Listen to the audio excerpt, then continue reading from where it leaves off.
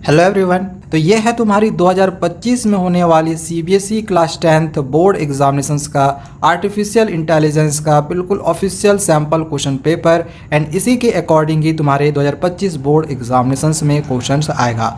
सबसे पहले यहाँ पे मैं तुम्हें इसके सिलेबस के बारे में बता दूँ तो इसके जो सिलेबस है इसको दो पार्ट में डिवाइड किया गया है, जो कि पार्ट ए है एम्प्लॉयबिलिटी स्किल्स। इससे एग्जामिनेशन में 10 मार्क्स का क्वेश्चन आएगा। अब इस पार्ट में तुम्हें ये 5 यूनिट पढ़ना है, यूनिट 1 2 3 4 5, जिसमें तुम्हारा ये सब सारा यूनिट आएगा। एंड अब इन यूनिट से कितने कितने मार्क्स के क्वेश्चंस आएंगे ये भी तुम यहाँ पे देख सकते हो। जैसे कि कम्युनिकेशन स्किल से 1 मार्क्स का एक क्वेश्चन आएगा, 2 मार्क्स का एक क्वेश्चन आएगा, और इस तरह से टोटल नंबर ऑफ क्वेश्चन इसमें तुम्हारा 2 रहेगा। इसी प्रकार से सेल्फ मैनेजमेंट स्किल्स में 1 मार्क्स का 2 क्वेश्चन, 2 मार्क्स का एक क्वेश्चन रहेगा, and total number of question रहेगा 3।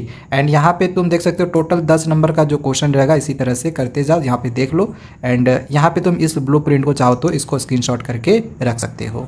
तो ये पार्ट ए है। पार्ट ए से 10 मार्क्स का क्वेश्चन आएगा। वहीं ये जो पार्ट बी है तुम्हारा सब्जेक्ट स्पेसिफिक स्किल्स, तो इससे ज़्यादा मार्क्स का क्वेश्चन आता है। इससे तुम्हारे एग्जामिनेशन में 40 मार्क्स का क्वेश्चन आएगा, जिसमें से तुम्हें ये 7 यूनिट पढ़ने हैं। बट इसमें से एक ये वाला जो यूनिट है एडवांस पाइथन, तो इससे तुम्हारे बोर्ड एग्जामिनेशंस में क्वेश्चन नहीं आएगा। तो इस यूनिट से एक भी क्वेश्चन नहीं आने वाला है, तो इसको करने की तुम्हें फिलहाल ज़रूरत नहीं है अगर तुम एग्जामिनेशन पॉइंट ऑफ व्यू से देखते हो तो तुम्हें सबसे पहले इंट्रोडक्शन टू एआई करना है, जिसमें से 1 मार्क्स का 5 क्वेश्चन रहेगा, 2 मार्क्स का एक क्वेश्चन रहेगा, फिर 4 मार्क्स में एक क्वेश्चन रहेगा, and total number of question हो जाता है 7।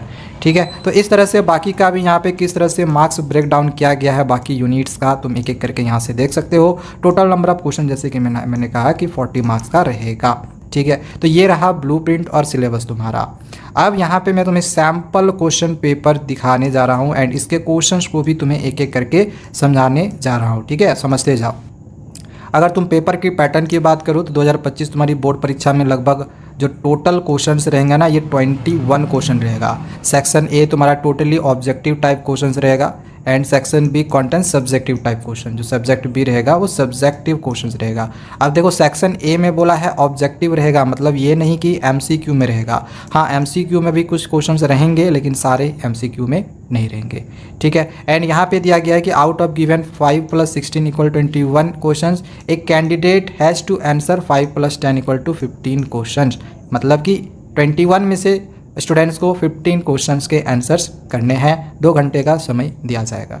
ठीक है, चलो, तो यहाँ पे अब वही चीज़ें फिर से दोबारा दी गई है, इसको मैं एक बार अच्छे से और बता ही दे रहा हूँ। जैसे सेक्शन ए तुम्हारा जो ऑब्जेक्टिव टाइप के क्वेश्चंस रहेंगे, इसमें टोटल 24 मार्क्स का क्वेश्चन रहेगा, और जो तुम्हारा सब्जेक्ट बी रहेगा मतलब सेक्शन बी रहेगा सब्जेक्टिव टाइप क्वेश्चन, इसमें से तुम्हारे एग्जामिनेशन में 26 मार्क्स का क्वेश्चन रहेगा। ठीक है, तो यहाँ पे मार्क्स ब्रेक डाउन और भी तुम अच्छे से देख लेना। मेनली मैं क्वेश्चन पे फोकस कर रहा हूँ कि कौन कौन से क्वेश्चन तुम्हारी परीक्षा में आने वाले हैं। ठीक है, इन क्वेश्चन को देखना, इसी टाइप के क्वेश्चन तुम्हारी परीक्षा में रहेंगे। तो पहला हम सेक्शन ए देखते हैं ऑब्जेक्टिव टाइप क्वेश्चन में। पहला क्वेश्चन है कि MD Gulati started with a small shop with his focus. जो एमडी गुलाती होता है ये एक स्मॉल शॉप अपने फोकस से स्टार्ट करता है। ठीक है, डेडिकेशन एंड क्लियर आइडियाज़, तो इन सब में वो मतलब उस बिजनेस को स्टार्ट करने के लिए, स्मॉल शॉप को स्टार्ट करने के लिए सब वो करता है, फोकस करता है, डेडिकेशन देता है, आइडिया को क्लियर रखता है। ठीक है, तो MDH became one of the most popular brands in India. तो इस तरह से इसके मेहनत से क्या होता है कि जो MDH होता है, MDH ये इंडिया में मोस्ट पॉपुलर ब्रांड बन जाता है। ठीक है, हैविंग अ गुड रेपुटेशन, एक अच्छा रेपुटेशन बनाता है पूरे वर्ल्ड में। तो अब क्वेश्चन में दिया है कि which self management skill is clearly visible in the given statement. तो इस स्टेटमेंट में कौन सा सेल्फ मैनेजमेंट स्किल को क्लियरली हम देख सकते हैं। तो देखो इस स्टेटमेंट में हम क्लियरली यहाँ पे देख सकते हैं कि तुमने सेल्फ मोटिवेशन में पढ़ा हुआ होगा कि जो सेल्फ मोटिवेटेड पीपल्स होते हैं ना, तो वो फोकस करते हैं अपने काम के ऊपर। ठीक है, डेडिकेट रखते हैं, एंड उनकी आइडियाज़ होती है वो क्लियर होती है। ठीक है, तो ये तीनों सेल्फ मोटिवेशन पीपल्स में की ये उनकी क्वालिटी होती है। तो इसका आंसर सिंपली हम लोग क्या लिखेंगे, सेल्फ मोटिवेशन। ठीक है, तो इस तरह से आंसर लिख देंगे हम लोग, सेल्फ मोटिवेशन। अगला क्वेश्चन नंबर 2 इसका दिया गया है कि when you bring the mouse over a file in file explorer it will show the details of that file, this is known as. देखो जब माउस को, देखो ये मेरा माउस है, अगर इस माउस को मैं अगर फाइल एक्सप्लोरर, किसी भी फाइल एक्सप्लोरर के फाइल पे मैं लेकर जाता हूँ तो वहाँ पे उस फाइल्स की ना डिटेल्स होती है। तुमने कंप्यूटर में कई बार ऐसा नोटिस ज़रूर किया हुआ होगा। तो ये जो फाइल शो हो रही होती है ये इनमें से क्या कहलाती है? ड्रैग एंड ड्रॉप कहलाती है, डबल क्लिक कहलाती है, हॉवर कहलाती है, सिंगल क्लिक कहलाती है। तो देखो हम तो ना ड्रैग एंड ड्रॉप कर रहे हैं कुछ, ना तो हम डबल क्लिक कर रहे हैं, हम तो बस माउस को लेकर जा रहे हैं ना उसके पास, ना तो हम सिंगल क्लिक कर रहे हैं। तो ऑब्वियसली आंसर क्या होना चाहिए? होवर होना चाहिए। तो इसका आंसर ऑप्शन सी होवर होगा। ठीक है, अगला क्वेश्चन है कि असर्शन दिया गया है। असर्शन क्या है कि a doctor works for a renowned hospital, मतलब किसी प्रसिद्ध हॉस्पिटल में कोई डॉक्टर जो है वो काम करता है। ठीक है, the statement given above is an example of ways employment. तो यहाँ पे दिया गया जो स्टेटमेंट है, ये जो दिया गया है ये क्या वेज एम्प्लॉयमेंट का एग्जाम्पल है?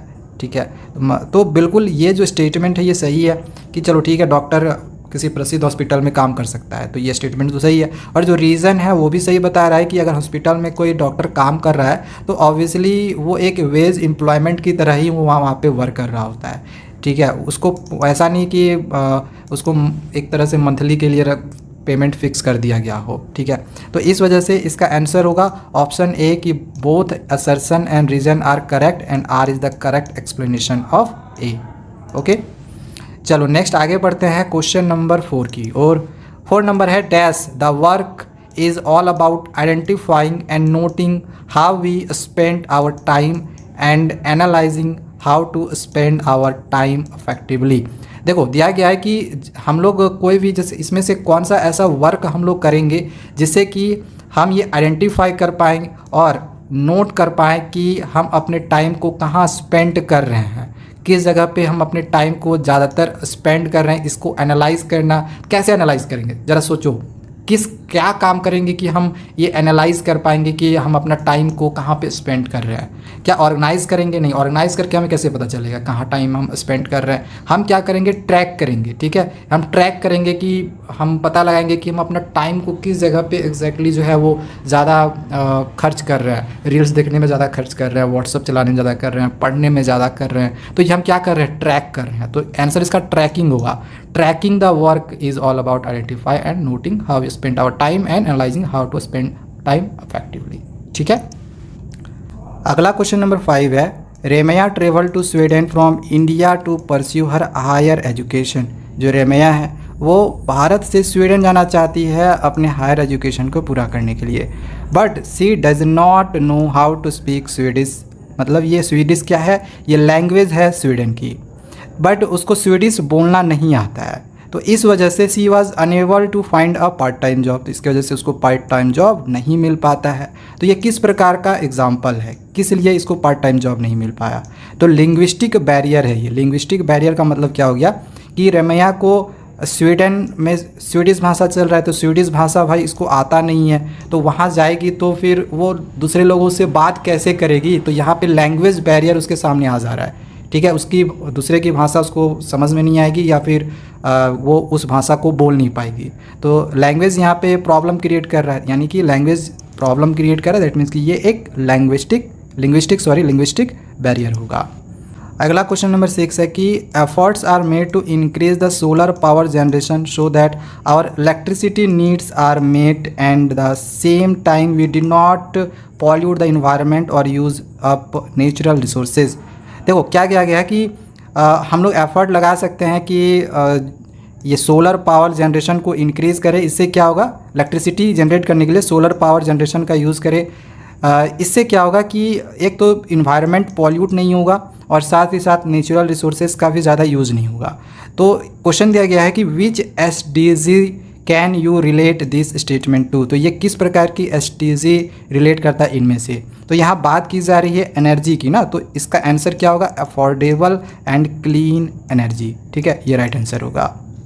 चलिए नेक्स्ट अब आगे हम क्वेश्चन नंबर 2 को समझते हैं, जो कि यहाँ पे ये सब सारा सब्जेक्ट स्पेसिफिक स्किल्स के ये क्वेश्चन यहाँ पे दिए हुए हैं।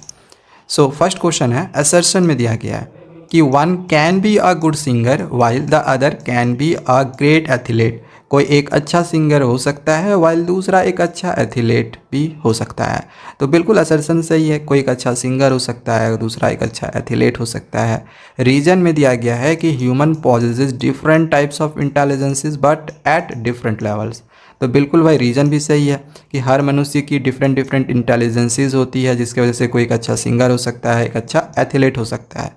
तो ये असर्शन भी सही है, रीज़न भी सही है। So right answer is option A कि असर्शन भी सही, रीज़न भी सही, एंड रीज़न जो है करेक्ट एक्सप्लेनेशन कर रहा है असर्शन का। नेक्स्ट आगे समझते हैं क्वेश्चन नंबर 2 को। सेकेंड है the Indian government band a few apps स्टेटिंग। जो इंडियन गवर्नमेंट होती है ये कुछ ऐप्स को बैन कर देती है, एंड यहाँ पे ये कहते हैं, जो इंडियन गवर्नमेंट कहती है बैन करने के बाद, कि servers in the hostile nation are receiving and using the acquired data improperly. यानी कि जो होस्टाइल नेशन है, यानी कि जो बाहरी देश है, जो दुश्मन राष्ट्र है, वो ऐप्स के ज़रिए डेटा प्राप्त करते हैं एंड उसका गलत तरीके से इस्तेमाल करते हैं। तो यहाँ पे क्वेश्चन दिया गया है कि which terminology suits best for this action. तो इस एक्शन के लिए इसमें से कौन सा टर्मिनोलॉजी बेस्ट सूट कर रहा है।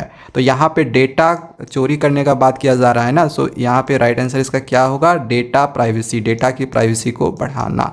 ठीक है, चलो नेक्स्ट इसका क्वेश्चन नंबर 3 को देखते हैं। थर्ड है स्टेटमेंट दिया गया। पहला स्टेटमेंट है कि there are 4 layers in a neural network. Neural network में 4 लेयर्स होते हैं, जो कि यह स्टेटमेंट 1 ही गलत है, क्योंकि न्यूरल नेटवर्क में 4 नहीं बल्कि 3 लेयर होते हैं। कौन कौन सा सर होता है? पहला लेयर होता है इनपुट लेयर, दूसरा लेयर होता है हिडन लेयर, और तीसरा लेयर होता है आउटपुट लेयर। ठीक है, 3 लेयर होते हैं।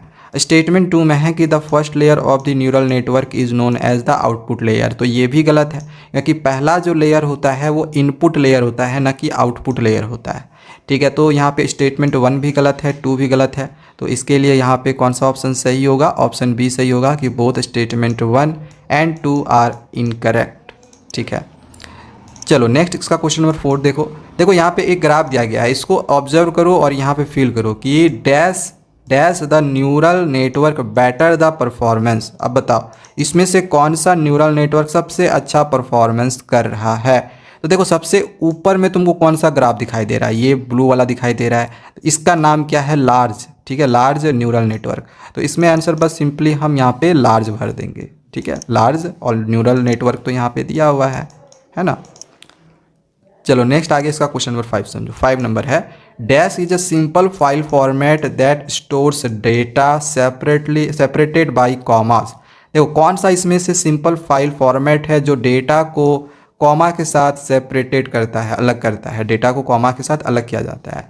तो देखो इसमें से अगर तुम CSV का फुल फॉर्म अगर तुमको पता होगा तो इसका फुल फॉर्म होता है कॉमा सेपरेटेड वैल्यू, एंड यहाँ पे यही बोला गया है कि कॉमा के साथ सेपरेट करना। तो इसका आंसर क्या होगा? ऑप्शन डी होगा, CSV होगा। सिंपल है। ठीक है, कॉमा सेपरेटेड वैल्यू इसका फुल फॉर्म होता है। सो इसका आंसर यहाँ पे CSV बस भर देना है।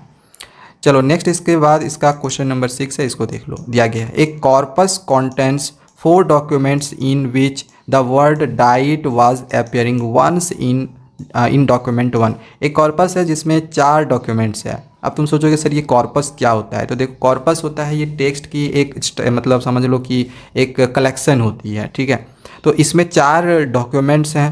तो बोला गया है कि ये जो वर्ड डाइट है ना, तो डॉक्यूमेंट 1 में पहली जो डॉक्यूमेंट है ये वर्ड डाइट जो है, डाइट उस डॉक्यूमेंट में एक ही बार आया है। ठीक है, जो डाइट है उस डॉक्यूमेंट में एक ही बार आया है। तो क्वेश्चन पूछा जा रहा है कि identify the term in which we can categorise the word diet. तो इस डाइट के लिए इसमें से कौन सा टर्म हम यूज़ करेंगे? अब देखो ये एक ही बार आया है, यानी कि जब कोई चीज़ एक बार सिर्फ आए तो उसको हम कहते हैं रेयर वर्ड। ठीक है, तो इसका आंसर क्या होगा? Rare word. अब चलिए नेक्स्ट अब आगे हम क्वेश्चन नंबर 3 के सभी क्वेश्चन एंड आंसर को यहाँ पे समझते हैं।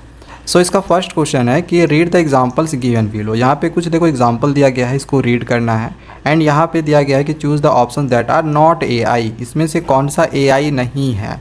जैसे पहला है कि using ChatGPT to write an email. हम ChatGPT का यूज़ करेंगे ईमेल लिखने के लिए, तो बिल्कुल सही है। जहाँ ChatGPT यूज़ हो जाएगा तो वो तो AI होगा ही होगा, तो ये तो AI है। अगला है कि face unlock technology of mobile phones using camera. तो भाई इसमें भी AI लगा होता है। ठीक है, जो तुम्हारी फेस अनलॉक टेक्नोलॉजी होती है ना मोबाइल फ़ोन्स में, तो उसमें भी AI होता है। तो ये दोनों तो AI हुआ। थर्ड में है कि turning of lights with IoT device. तो IoT डिवाइस का यूज़ करके लाइट को ऑफ करना, ये AI इसमें यूज़ नहीं किया जाता है, ठीक है। इसके बाद है hand sanitiser dispenser having sensor. तो हमने कई जगहों पे देखा हुआ होगा कि हैंड सैनिटाइज़र करने के लिए सेंसर लगा होता है, तो उसमें AI का यूज़ नहीं किया जाता है, ठीक है। तो इसमें AI का यूज़ इसमें नहीं होगा। सो क्वेश्चन में ये दिया गया था कि इसमें AI का यूज़ नहीं है, तो इसमें 3 और 4 में नहीं है। So right answer is option C. Second question है dash refer to the type of futures that we want to collect. क्या टाइप ऑफ फ्यूचर्स है जिसको हम कलेक्ट कर सकते हैं? तो इसका आंसर होगा डेटा या फिर डेटा फ्यूचर्स, दोनों में से कोई भी तुम एक यहाँ पे पढ़ सकते हो। नेक्स्ट क्वेश्चन नंबर 3 है which of the following is an application of data science. इसमें से डेटा साइंस का एप्लीकेशन कौन सा है? तो इसका राइट आंसर होगा ऑप्शन बी टारगेट एडवर्टाइजमेंट्स, ठीक है। ये याद रखना, ये डेटा साइंस का एक एप्लीकेशन होता है। नेक्स्ट क्वेश्चन नंबर 4 है dash is the process of finding instances of real world objects in images और वीडियोस। इसमें से कौन सा प्रोसेस है जो कि फाइंड करता है रियल वर्ल्ड ऑब्जेक्ट को में इमेजेस और वीडियोस को? तो देखो यहाँ पे ऑब्जेक्ट फाइंड करने की बात की जा रही है, तो सिंपल सा बात है ऑब्जेक्ट डिटेक्शन होगा, है ना। अगला क्वेश्चन नंबर 5 है identify the given chat bot type. ये पढ़ के तुमको आइडेंटिफाई करना है कि ये किस प्रकार का चैट बोट है। देखो क्या दिया गया है कि it learns from its environment and experience. जो ये चैट बोट है वो लर्न करता है, वो सीखता है इन्वायरमेंट एंड एक्सपीरियंस से। It also builds on it's capabilities based on the knowledge. वो अपनी कैपेबिलिटीज़ को और बिल्ड करता है नॉलेज से। These are collaborate with humans. ये ह्यूमन के साथ कोलेबरेट कर सकता है, उनके साथ वर्क कर सकता है and learning from their behaviour, and उनके साथ उसके देख के उसको सीख भी सकता है। तो ये किस प्रकार का चैट बोट है? तो इसको कहा जाता है स्मार्ट चैट बोट, ठीक है। तो इसका आंसर हम लोग सिंपली लिख देंगे स्मार्ट चैट बोट। अगला क्वेश्चन नंबर 6 है F1 score is the measure of the balance between. F1 score measure होता है बैलेंस बिटवीन किसके किसके बीच का ये मेजर होता है F1 स्कोर। तो इसका आंसर होगा प्रिसीजन एंड रिकॉल। चलिए नेक्स्ट आगे हम क्वेश्चन नंबर 4 को समझते हैं। सो 4 का 1 नंबर है कि Srishti learn about AI terminology. Srishti AI terminology से लर्न करती है but was not able to recollect the term that is used to refer to machines that perform tasks with vast amount of data using neural networks। लेकिन वो data को recollect नहीं कर पा रही है क्योंकि वास्ट अमाउंट में वो आ रहा है। तो यहाँ पे क्वेश्चन में कि help her with the correct term. तो करेक्ट टर्म का यूज़ करके तुमको उसको हेल्प करना है। तो देखो ये डेटा कलेक्ट चूँकि नहीं कर पा रही है, रिकलेक्ट नहीं कर पा रही है क्योंकि वास्ट अमाउंट में आ रहा है, तो मैं इसे करेक्ट कैसे कर सकता हूँ? तो इसको मैं कर सकता हूँ कि डीप लर्निंग करूँ। तो इसका आंसर सिंपली डीप लर्निंग हम लिखेंगे। इसका सेकेंड क्वेश्चन है स्टेटमेंट दिया गया है कि the output given by the AI model is known as reality. जो आउटपुट देती है AI मॉडल तो ये रियलिटी कहलाता है। ये स्टेटमेंट गलत है। जो आउटपुट AI मॉडल देता है ये एक्चुअली में रियलिटी नहीं बल्कि ये प्रिडिक्शन कहलाता है, ठीक है। ये वाला कहलाता है प्रिडिक्शन। तो ये तो स्टेटमेंट 1 गलत हुआ। सेकेंड स्टेटमेंट है कि the real scenario is known as prediction. अब देखो ये भी उल्टा दे दिया है कि जो रियल सिनेरियो है ये एक्चुअली में रियलिटी कहलाता है, तो ये भी स्टेटमेंट गलत है। तो स्टेटमेंट 1 भी गलत है, 2 भी गलत है। So right answer is option B, ठीक है। चलो थर्ड क्वेश्चन में आते हैं। क्वेश्चन है कि Rajat has made a model with predicts the performance of Indian cricket players in upcoming matches. Rajat ना एक मॉडल बनाता है जो कि वो प्रेडिक्ट करता है इंडियन क्रिकेट प्लेयर्स के अपकमिंग मैचेस का। ही collected the data of players. वो प्लेयर्स के डेटा को कलेक्ट करता है परफॉर्मेंस विथ रिस्पेक्ट टू इन सब के परफॉर्मेंस के बेसिस पर। तो his model works with good accuracy, ठीक है। उसकी जो मॉडल है वो अच्छी एक्यूरेसी के साथ वर्क कर रही होती है एंड प्रिसीजन वैल्यू। तो which of the statement given below is incorrect. तो इसमें से जो गलत है वो तुमको बताना है। तो देखो ऑप्शन 1 दिया गया है कि data gathered with respect to stadium bowlers opponents team and health is known as testing data, जो कि ये पहला ही वाला ऑप्शन ना गलत है, ठीक है, ये नहीं होगा।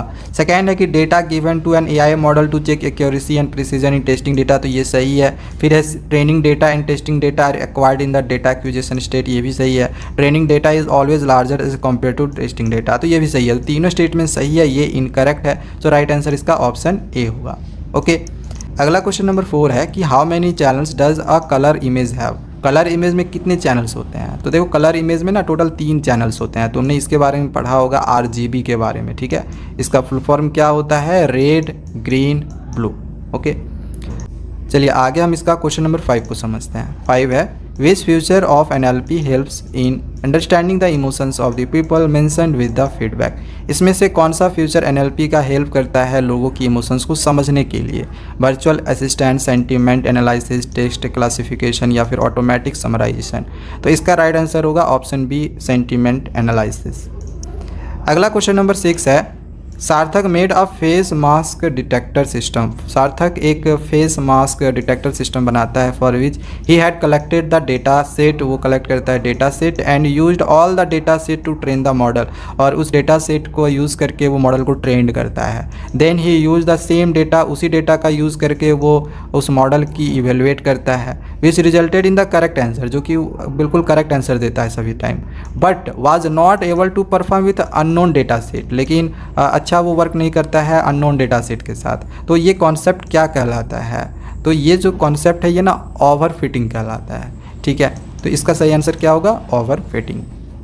चलिए आगे अब हम क्वेश्चन नंबर 5 को समझते हैं। 5 का 1 नंबर है कि Aditi, a student of class 12, developed a chat bot that clarifies the doubts of economics student. Aditi जो कि क्लास 12 की स्टूडेंट है, ये एक चैट बोट बनाती है जो कि इकोनॉमिक्स के स्टूडेंट्स के डाउट्स को क्लियर करता है। She train the software with lots of data sets catering to all difficulty levels. तो उसने उस सॉफ्टवेयर में बहुत सारे डेटा सेट्स डाले हुए हैं और हर तरह की डिफ़िकल्टी लेवल भी उसमें उसने डाला हुआ है। ठीक है, if any students would type और ask question related to economics, the software would give an instant reply. अगर कोई भी स्टूडेंट्स किसी टाइप के क्वेश्चन को डालता है इकोनॉमिक्स से रिलेटेड, तो वो सॉफ्टवेयर उसको इंस्टेंट रिप्लाई कर देता है। तो identify the domain of AI in the given scenario. तो इसमें कौन सा एआई का डोमेन का यूज़ किया गया है ये तुमको आइडेंटिफाई करना है। तो इसमें यूज़ किया गया है नेचुरल लैंग्वेज प्रोसेसिंग का। ठीक है, तो इसका राइट आंसर ऑप्शन ये सी होगा। सेकेंड क्वेश्चन है, which evaluation parameters take into consideration all the correct prediction. कौन सा इवैल्यूएशन पैरामीटर सभी प्रिडिक्शंस को करेक्ट करता है या करेक्ट बताती है? तो इसका आंसर होगा एक्यूरेसी। ठीक है, एक्यूरेसी। चलो नेक्स्ट आगे क्वेश्चन नंबर 3 को देखो। 3 नंबर है, dash means a picture element which is the smallest unit of information that makes up a picture. Picture यानी कोई इमेज, इमेज का सबसे स्मॉलेस्ट यूनिट जो कि इमेज ही बनाती है, इमेज का स्मॉलेस्ट यूनिट जो इमेज बनाती है वो इनमें से क्या होती है? तो इसका राइट आंसर होगा पिक्सल। पिक्सल ही इमेज को बनाता है। ठीक है ना, तो पिक्सल स्मॉलेस्ट यूनिट होता है इमेज का। क्वेश्चन नंबर 4 है, what do you mean by syntax of a language. Syntax of a language से तुम क्या समझते हो इसमें से? तो ऑप्शन है मीनिंग ऑफ ए सेंटेंस, तो ये तो होगा नहीं। ऑप्शन बी है grammatical structure of a sentence, बिल्कुल सही है, ये हमारा राइट आंसर होगा। Grammatical structure of a sentence, ये होता है सिंटैक्स ऑफ ए लैंग्वेज का मतलब। नेक्स्ट क्वेश्चन नंबर 5 है, विच एल्गोरिथम्स रिजल्ट्स इन 2 थिंग्स। कौन सा एल्गोरिथम ये 2 तरह की रिजल्ट देता है? A vocabulary of words and frequency of the words in the corpus. Option है सेंटेंस सेगमेंटेशन, तो ये तो नहीं होगा। अगला है टोकेनाइजेशन, ये भी नहीं होगा। बैग ऑफ वर्ड्स, हाँ ये सही होगा, bag of words. Question number 6 है, which of the following scenario result in a high false positive cost. इसमें से कौन सा सिनेरियो रिजल्ट देता है हाई फॉल्स पॉजिटिव कॉस्ट का? Viral outbreak, forest fire, flood या स्पैम फिल्टर। तो राइट आंसर होगा ऑप्शन डी, स्पैम फिल्टर। तो ये हमने सेक्शन ए के सारे क्वेश्चन तुमको करवा दिए हैं। सेक्शन बी के मैं तुम्हें चलो अब क्वेश्चन आंसर्स यहाँ से करवाता हूँ। सो सब्जेक्टिव का पहला क्वेश्चन यहाँ पर दिया गया है कि list 2 best practices for affective communication. Affective communication के 2 बेस्ट प्रैक्टिसेस तुम्हें यहाँ पे लिखने के लिए बोला गया है। तो अफेक्टिव कम्युनिकेशन कैसे हो सकता है? तो पहले तो हमें सिंपल लैंग्वेज का यूज़ करना चाहिए। दूसरा कि दूसरों के ओपिनियन पर हमें रिस्पेक्टफुल होना चाहिए। ऐसे और भी बहुत सारे रीज़न हो सकते हैं, लेकिन तुम्हें 2 ही लिखने थे, इस वजह से यहाँ पे मैंने तुम्हें 2 ही बताए हैं। इसके बाद अगला क्वेश्चन दिया गया है कि what is the importance of setting goals in life. Life में गोल सेट करना क्यों ज़रूरी होता है, मतलब इसकी इम्पोर्टेंस क्या है, गोल का क्या इम्पोर्टेंस है? तो गोल सेटिंग इम्पोर्टेंस है क्योंकि this will make you successful in your career and personal life. ये गोल सेटिंग करना हमारे लिए ज़रूरी होता है क्योंकि ये हमारी कैरियर को सक्सेसफुल बनाता है और पर्सनल लाइफ को भी सक्सेसफुल बनाता है। ठीक है, अगला यहाँ पे जो क्वेश्चन नंबर 8 है ना, यहाँ पे ये ट्रोजन हॉर्स के बारे में दिया गया है। तो क्वेश्चन में यहाँ पे दिया गया है कि ये जो ट्रोजन हॉर्स है इसका मतलब क्या होता है कंप्यूटर टर्मिनोलॉजी में। तो ये तुमने पढ़ा हुआ होगा ट्रोजन हॉर्स के बारे में कि ये एक मालवेयर होता है, ठीक है। तो इसका आंसर हम लोग इस तरह से लिखेंगे कि a Trojan horse is a type of malware. ये क्या होता है कि ये कभी कभी ना हमें एक यूज़फुल सॉफ्टवेयर की तरह लगेगा कि हमारे लिए ये एक यूज़फुल सॉफ्टवेयर है, ठीक है। बट होता क्या है कि इट रीचेज अ कंप्यूटर, जैसे ये कंप्यूटर तक पहुंचता है ना तो it starts behaving like a virus and destroy data. तो कंप्यूटर पे आ जाने के बाद ये वायरस की तरह बिहेव करने लगेगा एंड तुम्हारे डेटा को ये डिस्ट्रॉय भी कर देता है। अगला क्वेश्चन नंबर 9 है कि how is society helping entrepreneurs in their business. Society किस प्रकार से एंटरप्रेन्योर्स को बिजनेस में मदद करती है। तो सोसाइटी किस प्रकार से एंटरप्रेन्योर्स को हेल्प करती है, इसको लेके यहाँ पे दिया गया है कि सोसाइटी एंटरप्रेन्योर्स को जिस चीज़ की ज़रूरत होती है तो इसके नीड्स को क्रिएट करता है, ठीक है। दूसरा कि रॉ मटेरियल्स भी सोसाइटी जो है वो प्रोवाइड करती है, तो कुछ इस प्रकार से हेल्प करती है। ऐसे और भी बहुत सारे रीजंस है बट केवल तुम्हें 2 ही लिखने थे। नेक्स्ट क्वेश्चन नंबर 10 है कि mention any 2 human activities that lead to environmental degradation. तुम्हें कोई 2 ह्यूमन एक्टिविटीज़ को लिखना है जिसकी वजह से इन्वायरमेंटल डिग्रेडेशन होता हो। तो यहाँ पे 2 एक्टिविटीज़ मैं तुम्हें यहाँ पे दिखा दे रहा हूँ। 2 एक्टिविटीज़ में पहला एक्टिविटी है कि ह्यूमन जो है काफ़ी ज़्यादा फर्टिलाइज़र्स का और पेस्टिसाइड्स का यूज़ करते हैं ताकि वो अपने क्रॉप्स की प्रोडक्शन को बढ़ा सके, ठीक है। तो ये एक हो गया। दूसरा हो गया कटिंग डाउन ऑफ फॉरेस्ट, और फॉरेस्ट का कटिंग डाउन करना अपने पर्सनल यूज़ के लिए, अपना पर्सनल यूज़ जैसे कि बिल्डिंग्स बनाना या फैक्ट्रीज बनाना, ठीक है। तो इसके वजह से फॉरेस्ट को कट करना। तो ये 2 ह्यूमन एक्टिविटी है जिसकी वजह से इन्वायरमेंटल डिग्रेडेशन होता है। हालांकि और भी है बट तुम्हें 2 ही लिखने थे।